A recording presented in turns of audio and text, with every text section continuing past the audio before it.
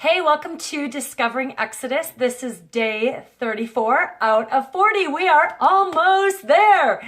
Moving along, making our way.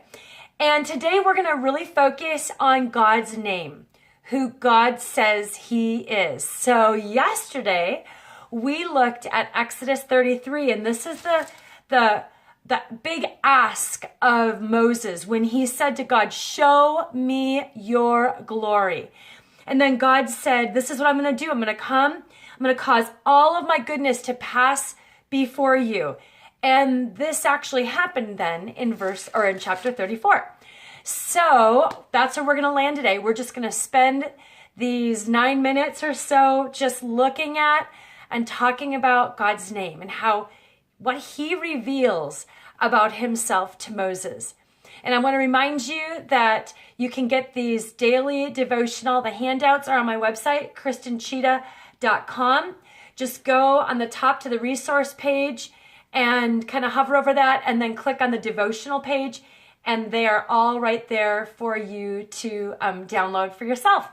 And just use those to just kind of spend some time with the Lord, kind of talk with the Lord about these things. I have a prayer point or a reflection or a journaling question or maybe a testimony time that you just will read through and then just share. Okay, are you ready? Here we go. So I'm going to be reading Exodus 34, and I'm going to start at verse 5, and I'm just going to read down to verse, I think it's just 6, maybe 7. Okay, so the Lord came down in the cloud and stood there with him, meaning Moses, and proclaimed his name, the Lord.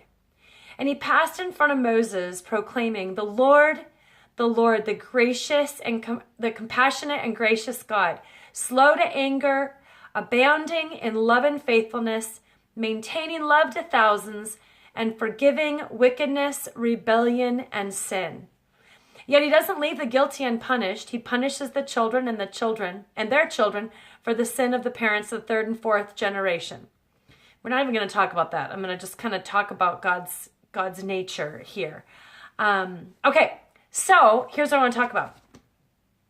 Who he is. He's showing himself. He's giving us the description of who he is by his name. And I don't know about you, but when we had each of our kids, we wanted to be really intentional with the names that we named them. And what we looked at yesterday, just even in Exodus 33, God says to Moses, I know you by name, meaning I know your nature, I know your character, I know who you are, like the essence of who you are. So names were really important. What you were called often spoke to your destiny. And so when we had our 3 children, we wanted to make sure that we called them by a name that would call out what we were believing God for, what we were seeing, and what we were wanting them to walk in identity and in destiny. So our daughter Lindsay, her name means peaceful pool. And when she was young, you would never know that was what her name meant. But she has come into that place, and I would just call that out. I'm like, you are one who walks in peace. You are one who carries this. I think of a pool as just like this place of presence. And then our daughter Caitlin, her name means the great, like Catherine the Great, like it's the great one. And I just keep calling her into understanding that she would know the confidence, she would know the greatness that is within her. And then our son Jonathan was born, and we were really asking God, and for us it took a while for me to conceive him. And we just felt like Jonathan was God's gracious gift to our family. And so I just keep, and again, with all of my kids, I keep praying. They're all young adults. And I still pray that they would know the importance of their name, that they would know that the encounters that they've had with God in the way that they've even been woven and created by him, that they would walk in deeper revelation of his goodness to them. So here we see God is now going to reveal what is probably the most important part that he says about his name. So if God thinks it's the most important part, that's what we need to know is the most important part. And so what does he say? He says, I am the Lord, the compassionate and gracious God, slow to anger, abounding in love and faithfulness, maintaining love to thousands, and forgiving wickedness, rebellion, and sin. God is telling us who he is. This here is the revelation of God to man. So when you're thinking, who is God? We can come right back to this. And we see this written about God over and over and over in the Old Testament. Psalm 86:15 says this, "But you, O Lord, are a God full of compassion and gracious, long-suffering, and abundant in mercy and truth." And Psalm 103, I'm going to flip to that. I didn't write that one down. Psalm 103 also gives us, as we're introduced to this, it says, verse 7. God made known his ways to Moses, the ways of his heart, his deeds to the people of Israel. And here's what verse 8 says. The Lord is compassionate and gracious, slow to anger, abounding in love. And he just goes on. So you find this description of who God is, you'll find it over and over and over as you read the Old Testament. So really, what does that name mean? And I have some notes here in my journal.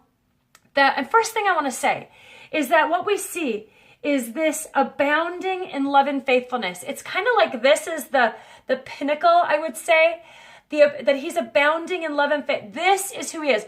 Abounding means he's limitless. We know from the encounter that Moses had with God in Exodus 3, God gave his name. I am who I am. He's self-existing. There's no depletion in him. So he has this love that we don't even understand, because his love is abounding. That he walks in this place of abounding in steadfast love and faithfulness. It's like he takes his love and he pours it out upon us. So it's kind of like, if you think of it as a triangle, it's at the very top, the peak. Moses up on a mountain. It's at the peak of the mountain. It's like these golden drops of love that God has, that he never runs out. They are never depleted.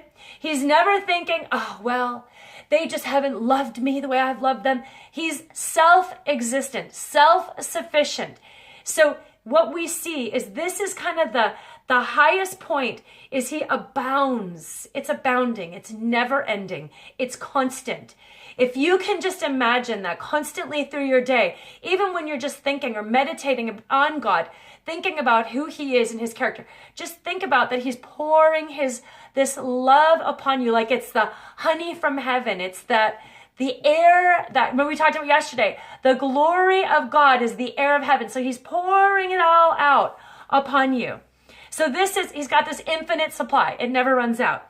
And then what do we see? We see that he is compassionate and gracious. Compassionate, here's what the Hebrew word means.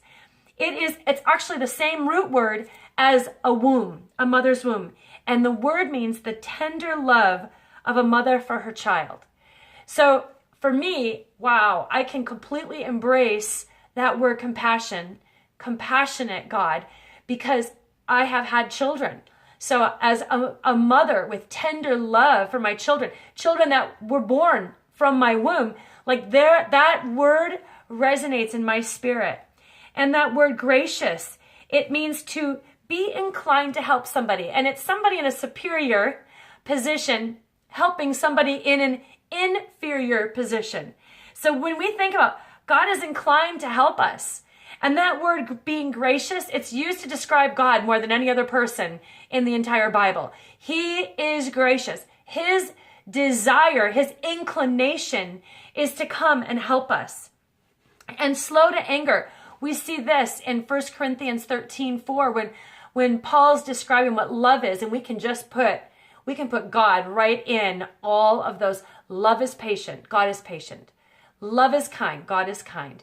Like we can just fill his name in because he's the source of all love. So when it says that he is slow to anger, he is patient, he has a long fuse, he's long suffering. He doesn't get angry. He is so patient, and he's waiting for us, and he's drawing us. And that's what that means. That's slow to anger. And then that loving kindness is his faithfulness. It's his loyalty. It's showing goodness. And again, I said, it's abounding in loving kindness. And here's something that the Hebrew gives us.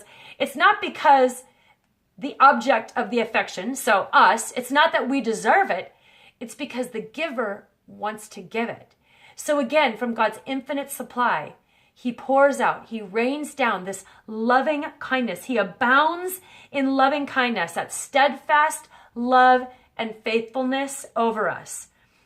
And the other thing too about this is that he is forgiving. He forgives wickedness, he forgives rebellion, he forgives sin. So those three Hebrew words cover the gamut. The kind of all the words that could be used for sin, the three Hebrew words that are used there, that covers all of sin, all sorts of sin. There's no categories of sin. God just says, you know what? I cover it. I forgive it all. So our part, what is our part in this? We receive it. We receive God's love. We receive God's forgiveness. We receive his mercy. We receive his grace. And this is the part that we play. God plays his part and we play our part. And even what I love in Psalm 103 is it says that Moses knew the ways of God. And God has said that of Moses, that he knew the ways of Moses' heart. He knows how he's wired. And Moses, because he said, show me your glory. And he had this hunger for more of God, that it is said of Moses that he knew the ways of God. Israel knew his deeds. They knew what God did, but Moses knew the way that his heart moved.